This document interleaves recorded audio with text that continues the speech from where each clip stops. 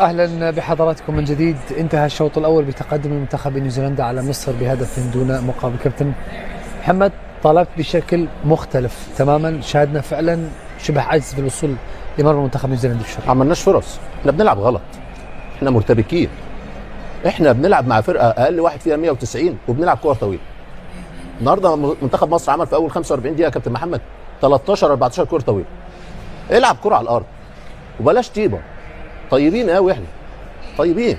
لا، احنا بره الجيم دخلنا، هل واسطين؟ هل شحن زياده؟ لا طبعا. والكرات الثابته دي قفت الكره المصريه. احنا ما بنعرفش نراقب ولا بنعرفش نلعب كرات عاليه.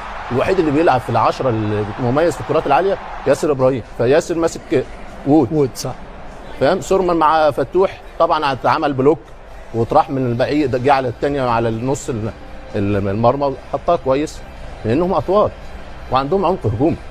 احنا رامين احسن 2 لعيبه يا محمد في وسط ال5 او 4 مدافعين.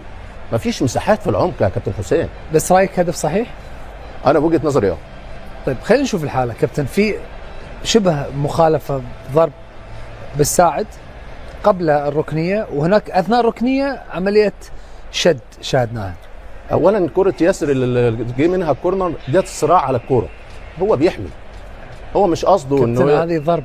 لا حاتم، احنا لعيب اقول لحاتم والاسلام هذه على فكره بالحركه البطيئه فتشوفها بطيئه. بعدين كابتن في سحب، دي خبثه محمد. كابتن لاحظ كابتن سحب. لا شوف، لا كابتن، لا كابتن محمد، احنا لعيب الكوره عارفين الحاجات دي بتحصل. لو الفار ده دخل في كل الامور دي الحكم هيحسب 100 دقيقه. بديت اشك انت مصري وبترك نيوزيلندي. لا الثانيه فاول. لا انا بقول الحق، اللي يزعل يزعل، اللي يزعل يزعل. انا بقول الحق. الثانيه فاول. والصراحه كابتن محمد احنا ما بنلعبش كوره. احنا بعد المنتخب ماتش منتخب بلجيكا احنا قدمنا كوره كويسه واشدنا باللعيبه، انما 45 دي كارثيه كارثيه. احنا بنلعب غلط.